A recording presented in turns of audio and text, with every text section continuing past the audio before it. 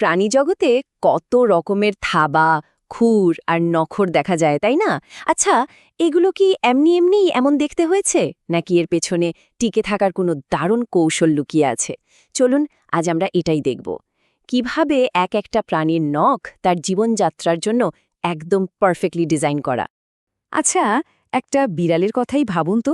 ওর থাবাটা কি নরম, কিন্তু শিকার ধরার সময় ঠিক ওই থাবাটাই হয়ে ওঠে মারাত্মক ধারালো একটা অস্ত্র।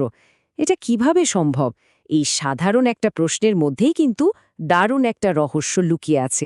এবার যদি একটা কুকুরের সাথে বিড়ালের তুলনা করি, দেখবেন কুকুরেরও কিন্তু ধারালো নখ আছে, কিন্তু সেগুলো বিড়ালের মতো থাবার ভেতরে লুকানো থাকে না, সবসময় বাইরেই থাকে। এই ছোট্ট একটা পার্থক্যই কিন্তু ওদের জীবনযাত্রা নিয়ে অনেক বড় একটা ধারণা দিয়ে দেয়। আর এখানেই হচ্ছে আসল ব্যাপারটা। প্রাণী জগৎকে আমরা আসলে দুটো ভাগে ভাগ করে ফেলতে পারি। একদল হলো শিকারী বা হান্টার, আর অন্য দল অশিকারী। যারা শিকার করে তাদের টিকে থাকার জন্য ধারালো অস্ত্রের দরকার হয়, যাতে শিকারকে জাপটে ধরা যায়। আর যারা শিকার করে না, তাদের দরকার টেকসই, মজবুত নখ, মানে হাঁটাচলা আর দৌড়ানোর সুবিধার জন্য। আচ্ছা, শিকারীদের থেকে এবার একেবারে অন্য রকম একটা প্রাণীর কথা ভাবা যাক। যেমন ধরুন একটা গরু। ওদের পায়ের গঠনটা কিন্তু একদমই আলাদা, যেটা ওদের জীবনযাত্রার সাথে পুরোপুরি মিলে যায়।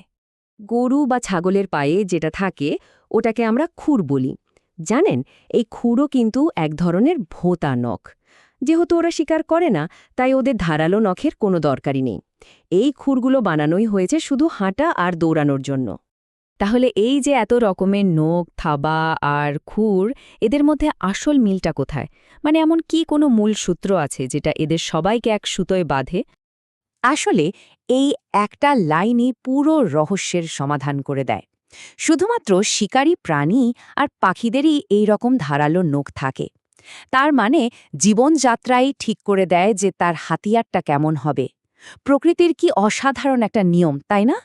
চলুন এবার প্রকৃতির কিছু স্পেশালাইজড ডিজাইনের দিকে তাকানো যাক। তাহলে এই নিয়মটা আরও পরিষ্কার হয়ে যাবে। শিকারী পাখিদের কথা ভাবা যাক একবার, যেমন প্যাঁচা বা ঈগল।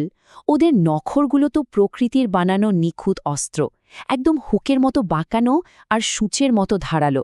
এগুলো দিয়েই ওরা উড়ন্ত অবস্থাতেও শিকারকে একেবারে শক্ত করে ধরে ফেলে। কিন্তু সব পাখির নখে কি এমন ধারালো? না, একদমই না। হাঁসের কথা ভাবুন, ওরা তো আর শিকার করে বেড়া না, তাই ওদের নখও অত ধারালো নয়। মানে আবারও সেই একই নিয়ম প্রমাণ হলো, শিকারী নয়, তাই ধারালো অস্ত্রের দরকারও নিও। তাহলে বিষয়টা সংক্ষেপে কি দাঁড়ালো? একদিকে বিড়াল আর প্যাঁচার মতো শিকারীদের আছে সাংঘাতিক ধারালো নখর, আর অন্যদিকে গরু বা হাঁসের মতো যারা শিকার করে না, তাদের আছে ভোঁচা খুর বা সাধারণ নখ। ভাবুন একবার, জীবনযাত্রার সাথে শারীরিক গঠনের কি নিখুঁত একটা হুন্দানি। এবার একটা অন্য মজার প্রশ্নের দিকে যাওয়া যাক। আচ্ছা, প্রাণীদের নখ যদি সারা জীবন ধরেই বাড়ে, তাহলে সেগুলো অতিরিক্ত লম্বা হয়ে যায় না কেন? মানুষ ছাড়া তো অন্য কোনো প্রাণীকে নখ কাটতে দেখা যায় না। তাহলে পশু পাখিদের নখগুলো বাড়তে বাড়তে ওদের চলার পথে বাধা হয়ে দাঁড়ায় না কেন? প্রকৃতির কাছে এর কি কোনো সমাধান আছে? এর উত্তরটা কিন্তু খুবই সহজ আর প্রাকৃতিক। প্রথমত, প্রাণীদের নখ আর নখর ওদের সারা জীবন ধরেই বাড়ে, এটা ঠিক। কিন্তু দ্বিতীয়ত, ওরা যখন হাঁটাচলা করে, গাছ বা পাথরে আঁচড়ায়, তখন মাটি বা অন্য শক্ত কিছুর সাথে ক্রমাগত ঘষা লেগে লেগে ওগুলো স্বাভাবিকভাবেই ক্ষয় হয়ে যায়। এভাবেই প্রকৃতি নিজে থেকেই ওদের নখের মাপটা একদম ঠিকঠাক রাখে। সব শেষে আমরা এই আলোচনার একদম মূল পয়েন্টে ফিরে আসি। প্রাণীজগতে গঠনটা সবসময় তার কাজ বা জীবনযাত্রাকে অনুসরণ করে। আসল কথাটা হলো, একটা প্রাণীর নখ তার বেঁচে থাকার পদ্ধতির জন্য একদম নিখুঁতভাবে তৈরি। শিকারের জন্য ধারালো নখর, দৌড়ানোর জন্য মজবুত খুর, আবার নরম মাটিতে হাঁটার জন্য সাধারণ নখ। প্রত্যেকটা ডিজাইনের পেছনেই একটা নির্দিষ্ট উদ্দেশ্য আছে। তাহলে এবার একটু ভাবুন তো, এই একই যুক্তি দিয়ে প্রাণীদের আর কোন কোন বৈশিষ্ট্য ব্যাখ্যা করা যেতে পারে?